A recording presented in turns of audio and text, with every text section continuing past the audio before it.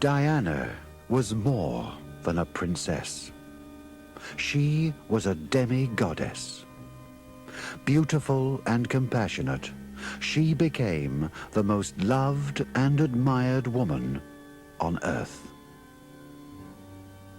Her short life was the stuff of legend and myth, but it was never a fairy tale. The romance the world saw on her wedding day was flawed. No one lived happily ever after. Diana's story is about suffering and achievement, about love and loss, about tradition and change. Above all, it is about a woman without equal.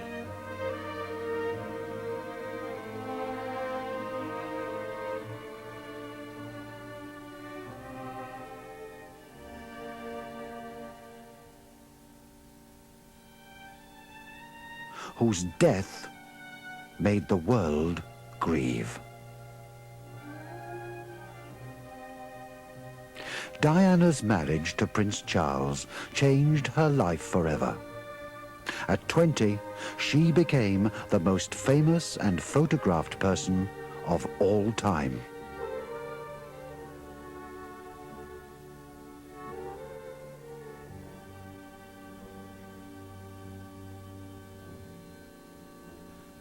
On July 29, 1981, almost 1 billion people watched a shy and inexperienced girl just out of her teens marry the heir to the British throne.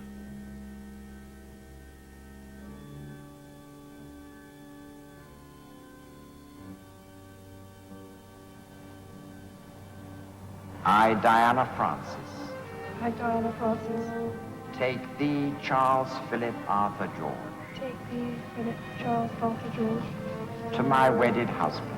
to my wedded husband. Charles was 12 years her senior, but almost a generation away from her youthful exuberance. She idolized him, but hardly knew him. She had even called him Sir. He found her kind and attractive, with the right English aristocratic background to bear heirs for the throne. It was a regal alliance between the flower of the Spencers, one of England's most noble families, and the House of Windsor, the ruling dynasty of Britain and its scattered Commonwealth. Diana's path moved swiftly from the life of a young and free kindergarten assistant to a royal bride. To teach children, they said, why not come along? So I first started off doing afternoons, and then I took over the mornings and did whole days. But I only worked 3 days a week at kindergarten, and the other 2 I looked after American baby boy.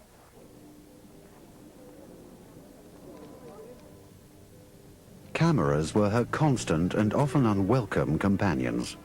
But there was an insatiable clamor for pictures and stories about Diana. Charles hoped he would grow to love his gorgeous young bride-to-be, with her charm and delightful sense of humor. But the woman he really loved, Camilla Parker Bowles, would stand with the congregation at St. Paul's Cathedral, casting her dark shadow over the marriage.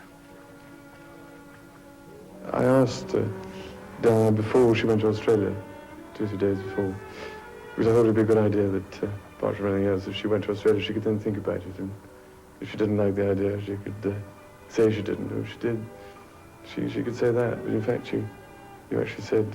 Yes, quite promptly.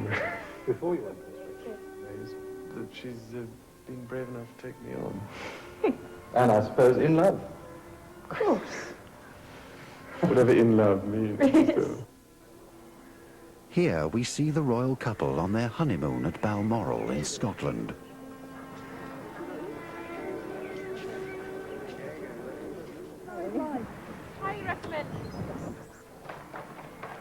Motherhood soon followed. Prince William was born in June 1982, a few days before Diana's 21st birthday. Both Charles and Diana seemed to take equal delight in the new arrival. Diana's second child, always known as Harry, arrived in September 1984. It was unclear, as he himself famously said in that interview, whatever love means, whether he was in love with her. To be honest, they scarcely knew each other. They'd barely met before they announced their engagement. They should have formed a happy family unit, but the influence of Charles's inner circle of friends, who regarded Diana as an empty-headed showgirl, began to pull the couple apart. Naively, Diana had hoped that her youth, beauty and popularity would win her husband's love. Her inability to make him love her renewed deep feelings of insecurity and unworthiness that had troubled her since her parents separated when she was 6 years old. Diana was happiest in the company of her own children. She was unlike any previous royal mother. With her tactile approach, she turned her back on traditions of aristocratic childcare, which she found cold and distant. Diana's life on the surface may have appeared to have been a glitzy, glamorous one. The undercurrent of her life, ever since her childhood, was really one of sadness and tragedy. The first main event in her life was her mother leaving when she was only 6 years old. Her parents' divorce, her father remarrying a woman she didn't altogether like, although later in life they had a rapprochement. She was plagued by illnesses, the eating disorder bulimia, which had its roots in her unhappy childhood, and also by postnatal depression. Behind that public image of a glamorous, superbly groomed fashion plate princess was a deeply complex young woman trying to cope with impossible demands. And nagging away at her was the knowledge that her husband could not give her the love she wanted.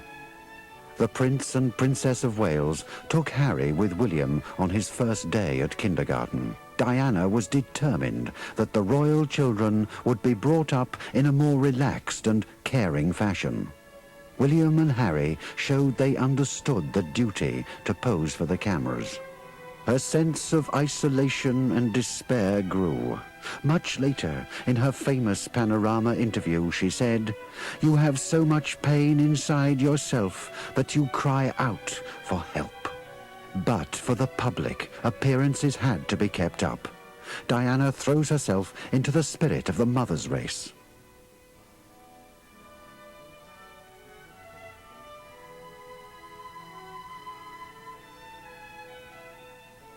Her real joy is on seeing her darling son rushing towards her.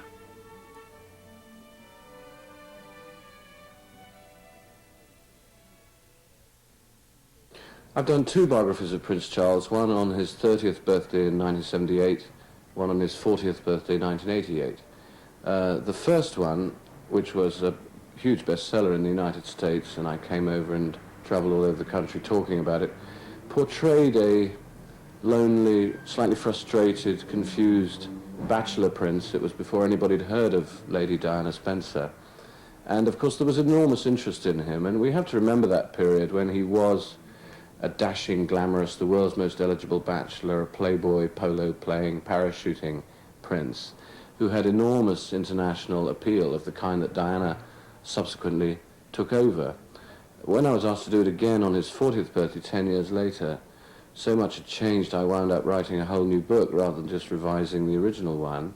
He, of course, had become a father of 2 children, the marriage, and so on. One already sensed by then that the marriage was going wrong, but it was to no extent public, and I just sort of hinted at it in that book and got into a bit of trouble for doing so. But there's no doubt that he changed enormously between those 2 books, and people in America particularly were fascinated by how this dashing outdoor macho prince had turned into this rather spiritual, reflective, slightly depressive figure. And I think the effect of marriage really was to liberate him from the shadow of his parents.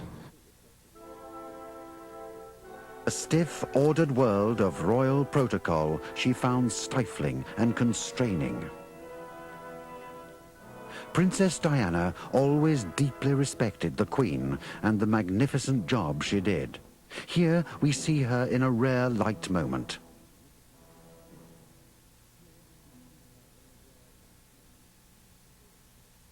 like a soap opera that needs new people brought into the cast from time to time.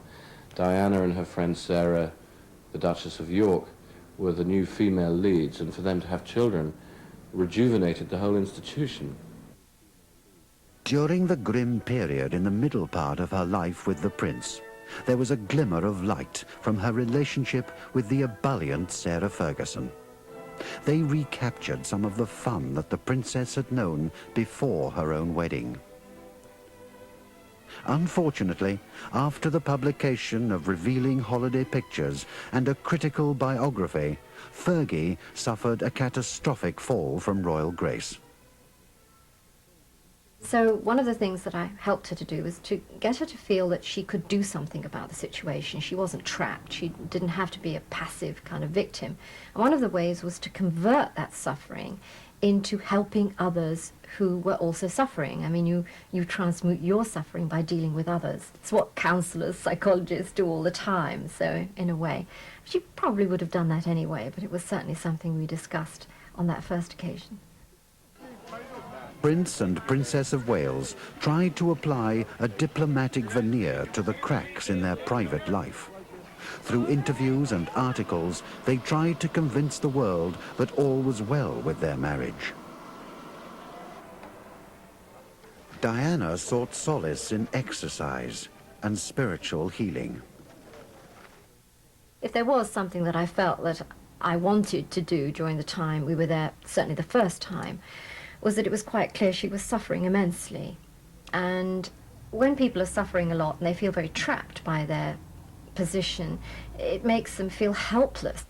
But one thing I do feel strongly about is that Diana's eating disorder, the bulimia, that was a part of all that, that she was brave enough to go public about and talk about and work with other victims, that was a symptom of what was wrong in the marriage. It was caused by what happened in the marriage, there being, as she famously put it, 3 people in the marriage. I was quite closely involved as an observer in what we call the War of the Waleses, which was really a public relations war, as this marriage, after the separation, was heading inevitably towards divorce.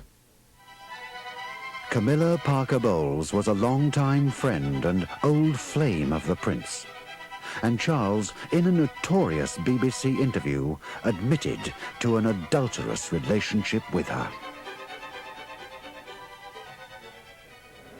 It is announced from Buckingham Palace that, with regret, the Prince and Princess of Wales have decided to separate.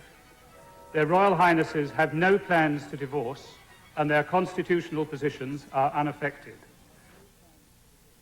After the Morton book came out, everyone knew the separation would have to be permanent. The divorce became fact on the 15th day of July, 1996.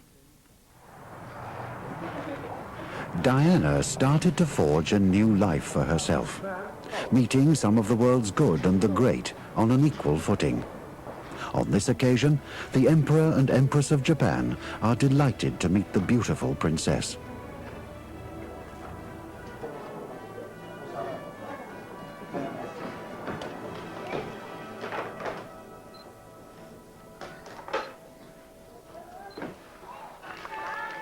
Concerned about the ill health of her friend, the saintly Mother Teresa of Calcutta, the princess took time out in New York to visit this key spiritual figure in her life.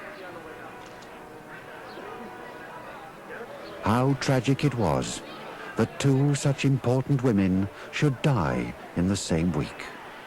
News of the princess's death was conveyed to Mother Teresa as she lay gravely ill in Calcutta.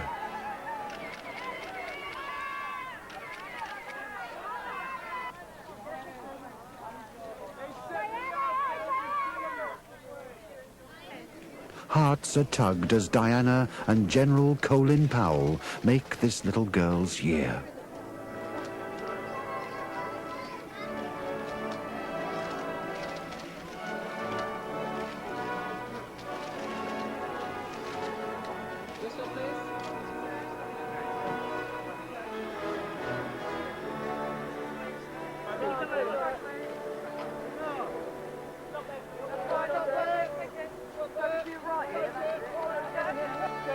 The princess was always the star attraction. An SOS distress call from her close friends Jemima Goldsmith and her new husband, presidential candidate Imran Khan, told her that a Pakistani cancer hospital was in danger of closing for lack of funds. Ignoring warnings about her safety, Diana, staunch friend that she was, dropped everything to help the cause and successfully rescue the imperiled hospice.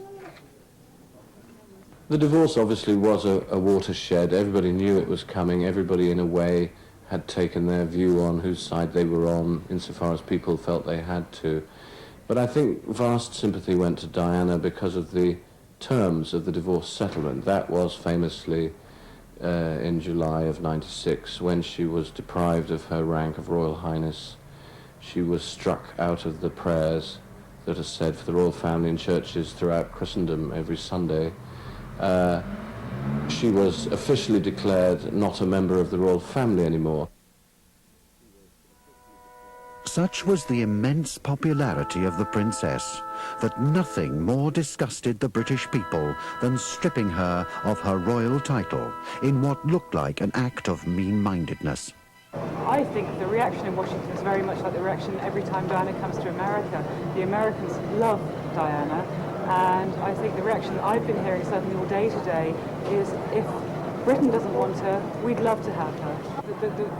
The greatest line I had today was from a lady who was waiting to see Diana, and she said HRH anyway. She said it stood for her rotten husband. She's better off without it. We love her anyway.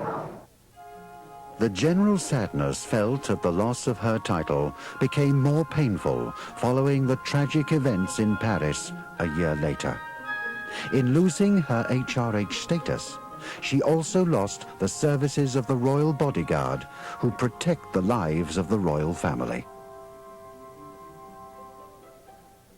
Her first public engagement following the sad divorce, the princess met the First Lady, Hillary Clinton, at a breakfast fundraiser to raise money for breast cancer. I want to welcome all of you, and particularly our guest of honor, Diana, Princess of Wales.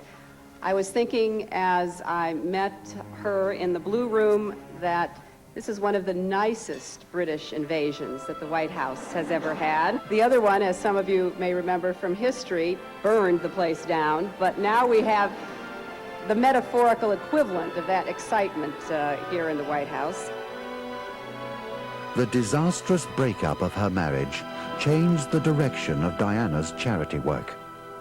Instead of a huge range of organizations, she devoted herself to just a handful of issues and causes, those where she thought she could make a difference and change the face of world opinion. And she even challenged governments to change their minds. She became the champion of the voiceless, the powerless, and the sick. She catapulted issues into the headlines that no one except her could have forced onto the world stage. In a symbolic move to sever her links from her own dark ages, she gave away many of her old dresses from the world's greatest designers so that they could be sold for charity. As the princess was always in the public eye, the slightest change of appearance made newspaper and magazine headlines. And it was a new-look princess that faced the future.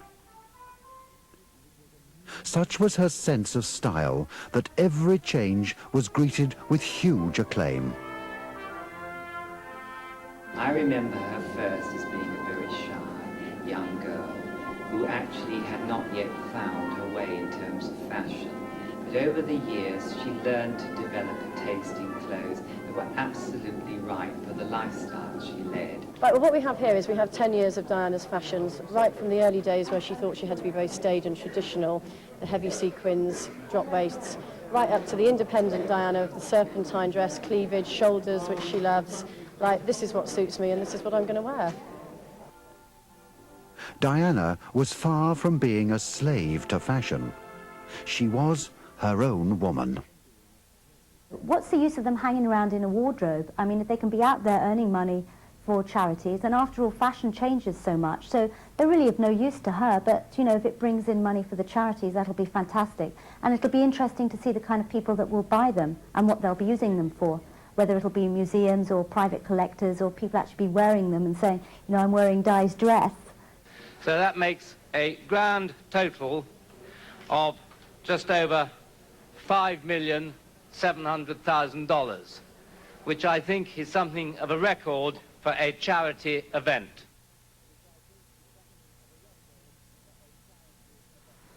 The singer, Elton John, was a close friend of Princess Diana, and overcome by grief at the funeral of the world-famous fashion designer Gianni Versace, the musician was comforted with the gentle touch from a loving heart.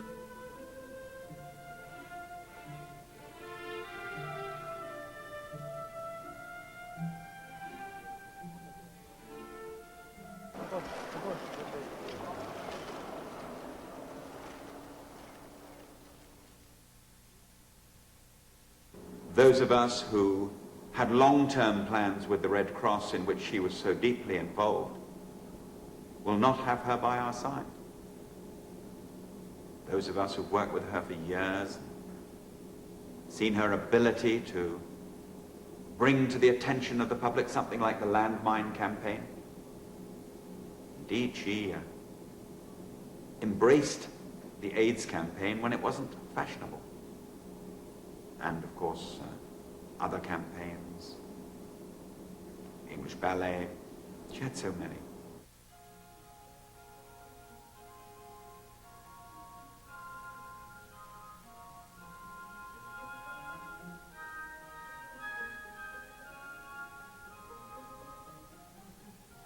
She worked unceasingly for lepers, AIDS victims, sick children, and cancer sufferers. This work raised staggering amounts for the good causes close to the princess's heart.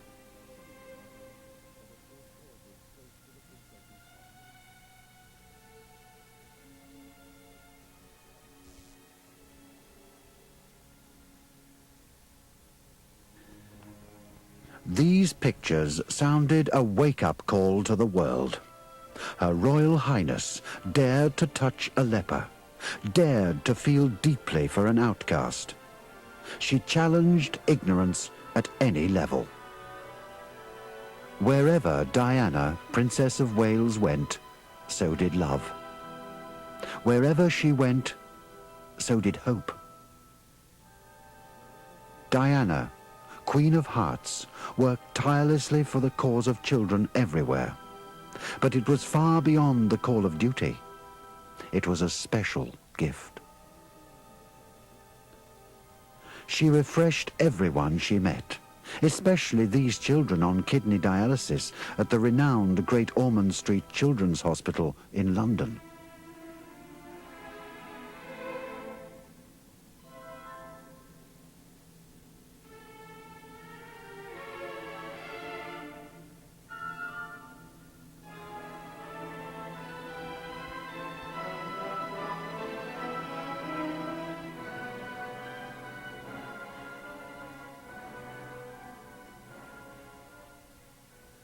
The plight of the homeless deeply distressed the princess, and she made it her business to help.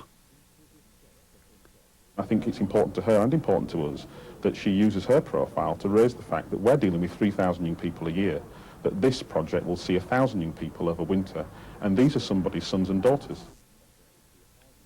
The princess was the champion of AIDS charities. But what Diana had, which none of the rest have, is an ability to gain access to the hearts of the mothers of people with AIDS, of the bigger general population, and be able to turn around what was seen as being fearful. The Red Cross were fortunate to call on Diana to highlight the evils of landmines. Ma'am, the government minister's home has said you're a loose cannon by supporting this campaign. Do you have any reaction to that? But yeah, I'm only trying to highlight a problem that's going on all around the world. That's all.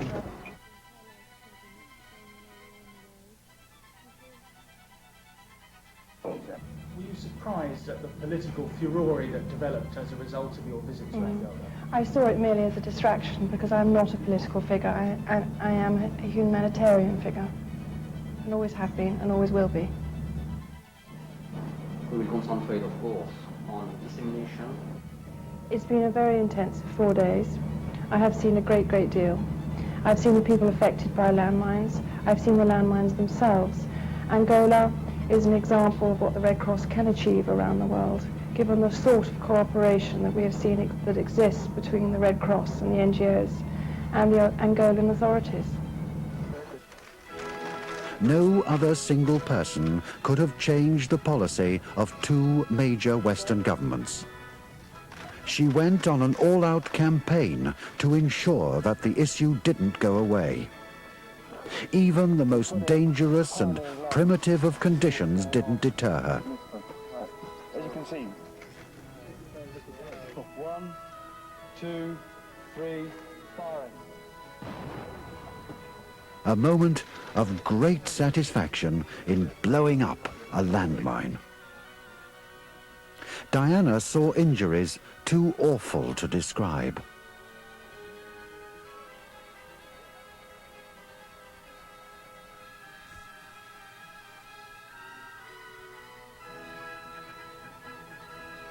The princess interrupted her holiday to travel to Bosnia to raise the profile of the Red Cross campaign against mines.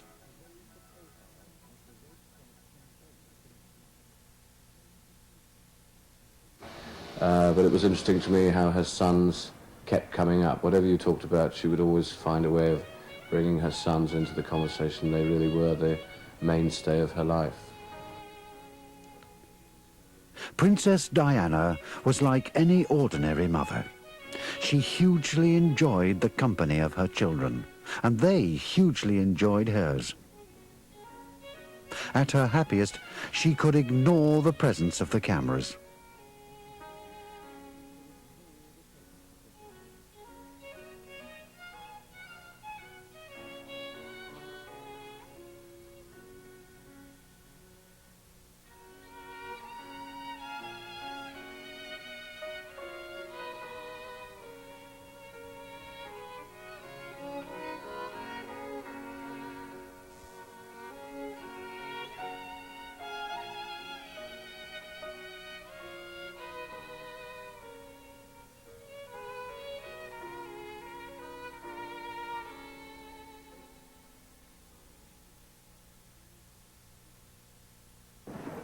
Prince William, in many ways so like his mother, has never been comfortable in front of the press.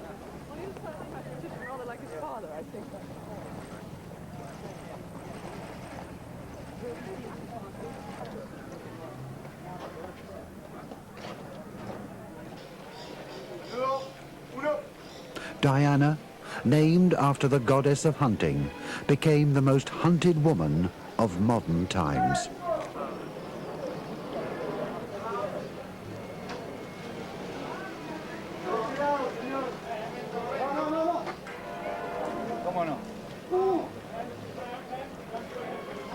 This was the scene moments earlier.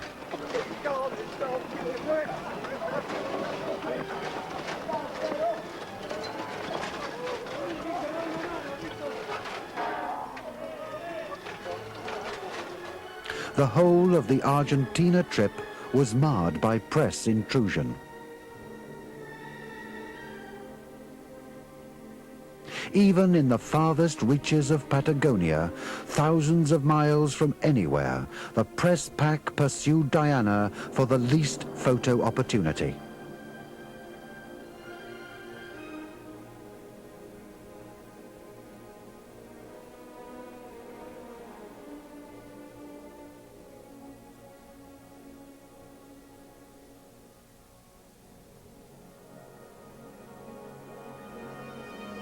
Even on holiday as a private individual on the tiny tropical paradise of Barbuda in Antigua, Diana was forced to have heavily armed troops to ensure her safety and privacy.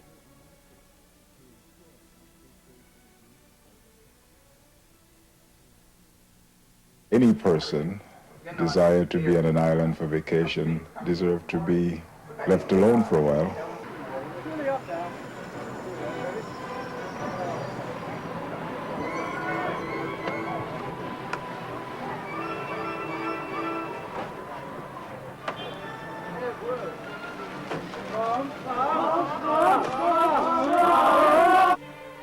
The tempo of the pursuit by the press, the paparazzi and the news media gathered pace with every year that passed.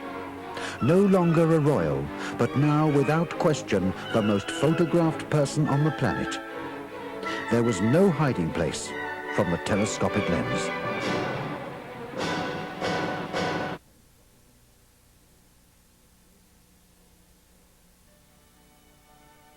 The news that the people's princess might have found a man worthy of her affection only served to whip up a storm of press attention.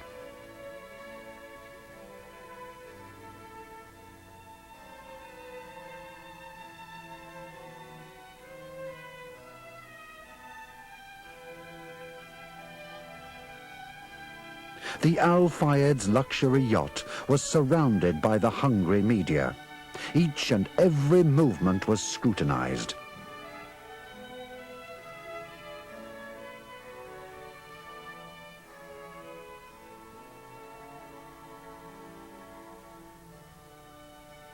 Dodi Al Fayed was the son of billionaire Mohammed Al Fayed, the owner of the Harrods Empire.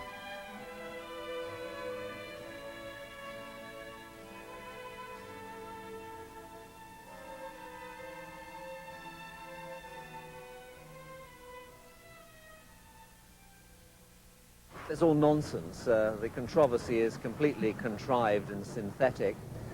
This is a purely private family holiday. Two families together in the sun enjoying themselves. It was arranged very discreetly and it would have stayed entirely private but for the interest of the paparazzi. While Dodi Al Fayed was in the Mediterranean, the press camped outside his London apartment in case he returned.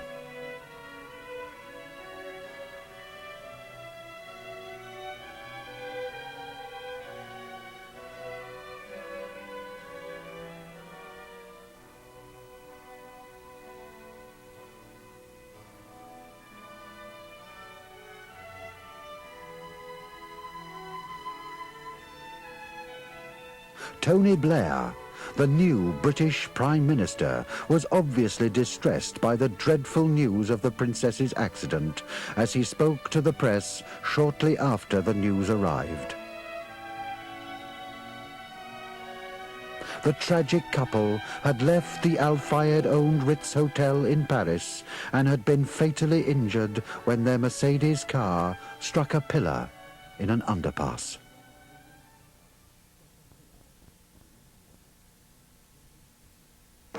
Prime Minister, can we please have your reaction to the news? I feel like everyone else in this country today, utterly devastated. Our thoughts and prayers are with Princess Diana's family, in particular her two sons, the two boys. Our hearts go out to them. We are today a nation in Britain in a state of shock, in mourning, in grief that is so deeply painful for us. She was a wonderful and a warm human being. Though her own life was often sadly touched by tragedy, she touched the lives of so many others in Britain throughout the world with joy and with comfort. The people everywhere, not just here in Britain, everywhere, They kept faith with Princess Diana. They liked her, they loved her. They regarded her as one of the people. She was the people's princess.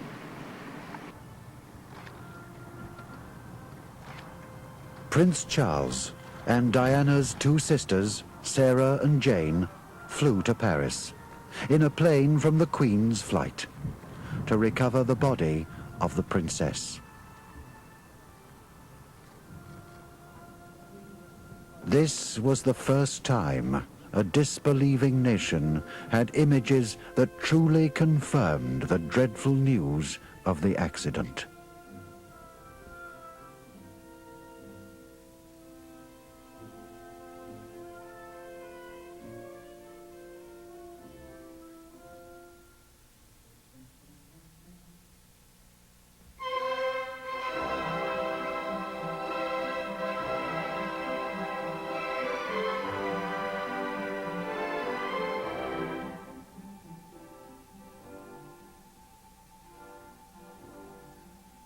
The coffin was taken to lie in state in St. James's Palace.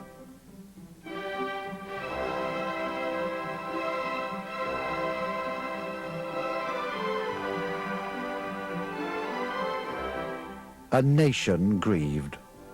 The true extent of the sorrow was yet to be felt, as countless thousands and later millions took time and paid their heartfelt respects to the princess. Royal protocol was eventually abandoned, and Buckingham Palace flew a simple Union Jack flag at half-mast in tribute. The royal palaces were a sea of flowers and personal tributes to the Queen we never had.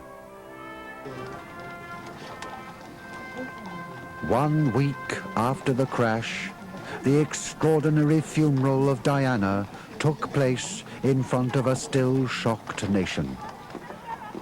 More than 1 million came to London to mark her passing. 2 billion people watched worldwide.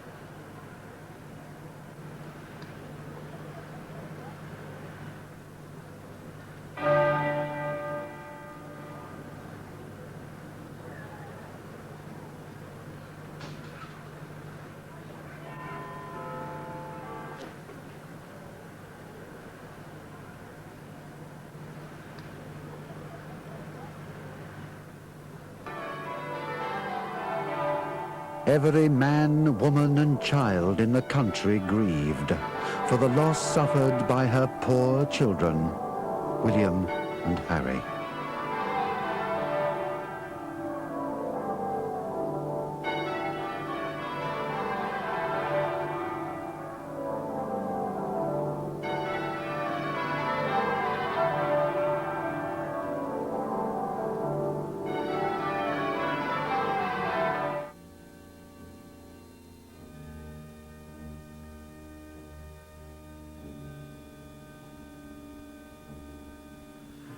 Thousands upon thousands lined the streets and motorways taken by the cortege.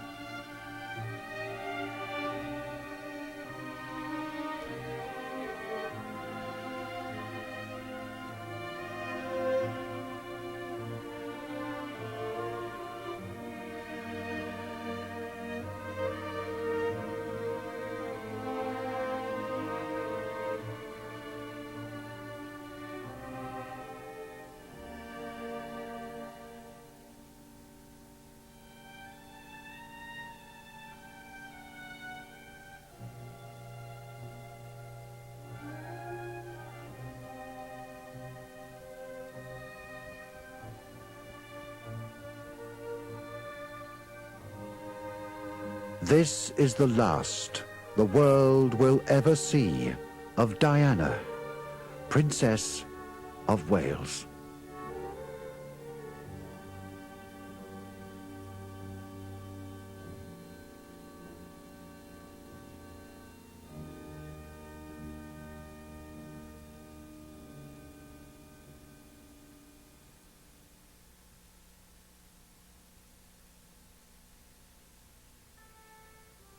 Diana has left many legacies for those less fortunate than herself, many gifts for those less able to find their voice.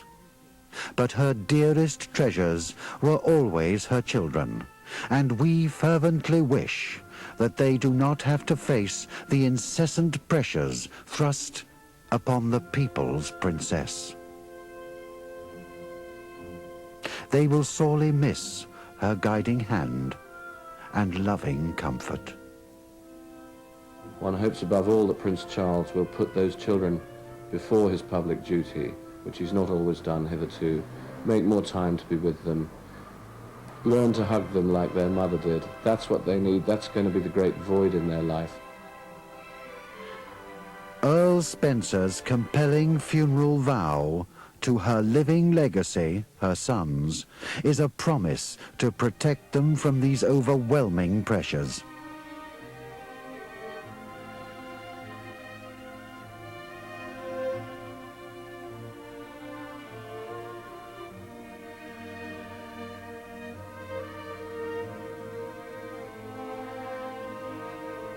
Diana's body now lies on a serene island set in a lake much loved by her father, and bedecked with flowers given with love.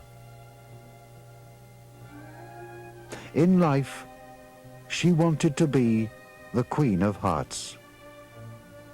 In death, she has claimed her title forever.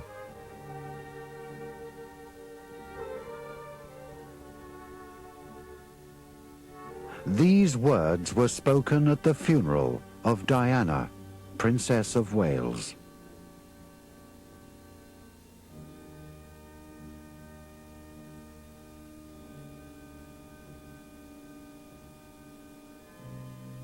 Love never faileth, but whether there be prophecies, they shall fail. Whether there be tongues, they shall cease. Whether there be knowledge, it shall vanish away. For we know in part, and we prophesy in part. But when that which is perfect is come, then that which is in part shall be done away. When I was a child, I spake as a child. I understood as a child. I thought as a child.